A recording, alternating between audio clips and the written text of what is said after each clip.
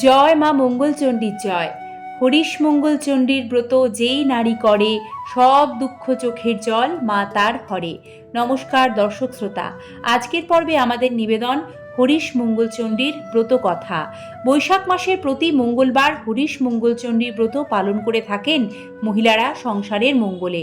নানান রকম ফুল, তুলসী পাতা, দূর্বা, আলো চাল, কাঁঠালি কলা, মালা, ঘট, আম পাতা ও নৈবেদ্য দিয়ে ব্রতীরা ব্রত পালন করেন এবং ব্রত কথা শোনার সময় হাতে ফুল, দূর্বা নিয়ে ব্রত কথা পাঠ ও শ্রবণ করেন এবং এই দিন ব্রত উপবাস করে ব্রতীরা অন্ন গ্রহণ করেন না। এ ব্রতের পেছনে ব্রত কথাটি হলো এইরূপ: কোনো এক গ্রামের এক গয়লার বউ ও এক ব্রাহ্মণীর খুব বন্ধুত্ব ছিল। প্রত্যেক বছর বৈশাখ মাসে ব্রাহ্মণী হরিশ মঙ্গলচণ্ডীর ব্রত করতেন, আর গয়লা বউ সে ব্রত পালন করা দেখত। দেখতে দেখতে গয়লা বউয়েরও ব্রত করার ইচ্ছে হলে সে ব্রাহ্মণীকে জিজ্ঞাসা করল, এ ব্রত করলে কি ফল হয়? ব্রাহ্মণী জানালো, এ ব্রত করলে ব্রতী মনের হরষে থাকে, জীবনে কারোর চোখের জল পড়ে না, ব্রতীর সারা জীবন আনন্দে কাটে। এই কথা শুনে গয়লার বউয়ের খুব আনন্দ হলো। ব্রাহ্মণীকে বলল সেও ব্রত করতে চায়। ব্রাহ্মণী গয়লার বউকে বোঝালেন, বললেন, ব্রত করা খুবই কঠিন। কিন্তু গয়লা বউ কোনো কথাই শুনতে চাইল না। শেষ পর্যন্ত ব্রাহ্মণী বাধ্য হয়ে তাকে ব্রতের সব কথা বলে দিলেন। এরপর বৈশাখ মাস পড়ার সঙ্গে সঙ্গে গয়লা বউ ব্রত করতে আরম্ভ করলেন। দুটো মঙ্গলবার ব্রত করার পরই মা মঙ্গলচণ্ডীর তার উপর দয়া হলো, আর সঙ্গে সঙ্গে ঐশ্বর্য, সুখ ও সমৃদ্ধিতে ভরে উঠল গয়লা বউয়ের সংসার। গয়লা বউ খুবই গরিব ছিল। এত সম্পদ দেখে সে ব্যতিব্যস্ত হয়ে পড়ল। সে আর সহ্য করতে পারল না তার অবস্থার পরিবর্তন। এখন তার কাঁদার ইচ্ছে হতে লাগলো। কিন্তু যার এত ধন সম্পদ, তার কান্না আসবে কেমন করে?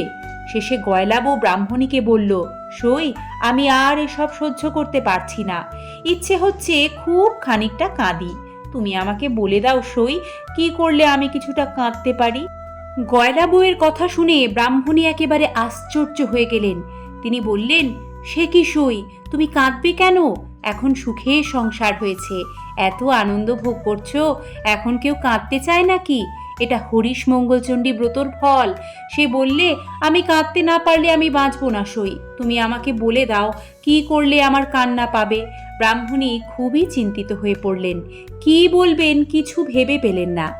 একটু দূরে একটা চাষের ক্ষেত চোখে পড়ল ব্রাহ্মণীর। সেখানে অনেকগুলো লাউ আর কুমড়ো ছিল। ব্রাহ্মণী গয়লা বউকে বললেন, যাও সই, ওই ক্ষেতটা দেখা যাচ্ছে, খুব লাউ আর কুমড়ো ফলেছে ওখানে। ওই ক্ষেতে গিয়ে লাউ কুমড়োগুলোকে তুলে নাও আর গাছগুলোকে একেবারে লণ্ডভণ্ড করে দাও। তাহলেই চাষিরা খুব রেগে গিয়ে তোমাকে খুব গালমন্দ দেবে, আর তাহলেই তোমার কান্না আসবে। সইয়ের কথা শুনে গয়লা বউ তখনই ছুটে গেল সেই ক্ষেতের ভেতর ঢুকে গাছগুলো সব ছিঁড়ে খুঁড়ে দিয়ে চলে এলো।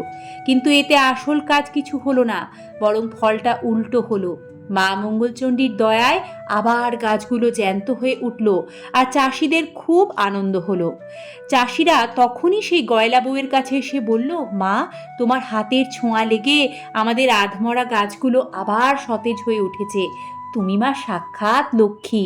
এরপর ব্রাহ্মণী বললেন, দেখো সই, ওই দূরে পাহাড়ের ধারে রাজার হাতিটা মরে পড়ে আছে।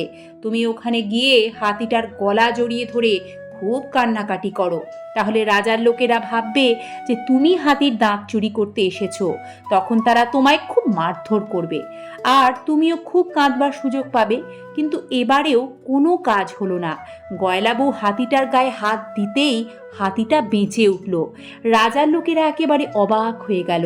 সব শুনে রাজা খুব খুশি হলেন, আর গয়লা বউকে ডেকে তাকে অনেক ধনরত্ন করে পুরস্কার হিসেবে দিলেন। এবারেও কোনো কাজ হলো না দেখে ব্রাহ্মণী বুঝলেন যে মা মঙ্গলচণ্ডীর দয়াতে এবারও তাই হয়েছে। ব্রাহ্মণী তখন গয়লা বউকে আবারও একটা পরিকল্পনা বললেন, দেখো সই, এক কাজ করো, এবারে তুমি কতগুলো বিষের নাড়ু তৈরি করে তোমার মেয়ে জামাইয়ের বাড়ি পাঠিয়ে দাও। তাহলে ওই নাড়ুগুলো খেয়ে তোমার মেয়ে জামাইয়ের বাড়ি সবাই মরে যাবে, আর তুমিও তখন কাঁদতে পারবে। শোয়ের কথা মতো গয়লা বউ তাই করলো, কিন্তু মা মঙ্গলচণ্ডীর দয়ায় এবারেও বিষের নাড়ুগুলো সব অমৃত হয়ে গেল। এতেও যখন কোনো কাজ হলো না, তখন ব্রাহ্মণী গয়লা বউকে বললেন, যখন কিছুতেই কিছু হচ্ছে না সই, তখন তুমি হরিশ মঙ্গলচণ্ডী ব্রত করা ছেড়ে দাও। গয়লা বউ মা মঙ্গলচণ্ডী ব্রত করা ছেড়ে দিল। ফলে মা মঙ্গলচণ্ডী খুব রেগে গেল। মা মঙ্গলচণ্ডী গয়লা বউয়ের ওপর রেগে গিয়ে তার স্বামী, পুত্র, দাস দাসী, হাতি ঘোড়া, ধন রত্ন যা ছিল ঐশ্বর্য সব কিছু সকলকে কেড়ে নিলেন এবং যত ধনরত্ন ছিল সবই কেড়ে নিলেন। গয়লা বউ স্বামী, পুত্র, আত্মীয় স্বজনকে হারিয়ে এবার কাঁদতে লাগলেন। এখন তার দিন রাত কান্না ছাড়া আর কিছুই নেই। এত কান্না সহ্য করতে না পেরে শেষে ব্রাহ্মণীর কাছে গিয়ে গয়লা বউ বলল, সই, আমি আর কাঁদতে পারছি না, আমি আর সহ্য করতে পারছি না, যেমন করে পারো আমার কান্না থামিয়ে দাও। ব্রাহ্মণী বললেন, তুমি তো কাঁদতে চেয়েছিলে, এখন কান্না থামাতে বললে কি হবে? যাক, যা হবার হয়ে গেছে। এখন বাড়ি গিয়ে মরাগুলোকে খুব সাবধানে রেখে দাও।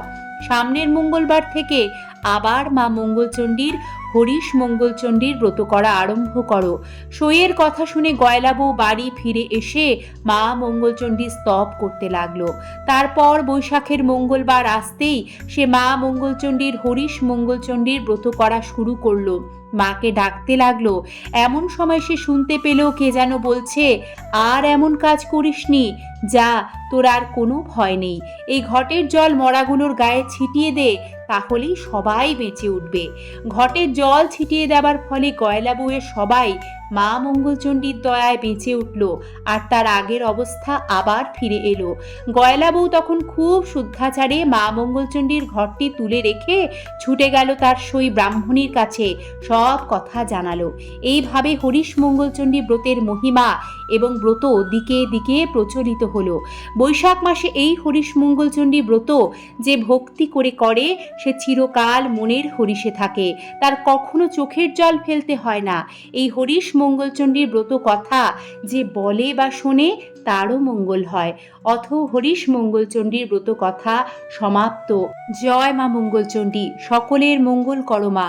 ওং সর্বমঙ্গল মঙ্গলে শিবে সর্বার্থ সাধিকে শরণ্যেত্রম্বকে গৌরী নারায়ণী নমস্তুতে। সৃষ্টিস্থিতি বিনাশানং শক্তিভূতে সনাতনী গুণাশ্রয় গুণময়ী নারায়ণী নমস্তুতে। ধন্যবাদ মা মঙ্গলচণ্ডীর হরিশ মঙ্গলচণ্ডী ব্রত কথাটি সম্পূর্ণ শ্রবণ করার জন্য।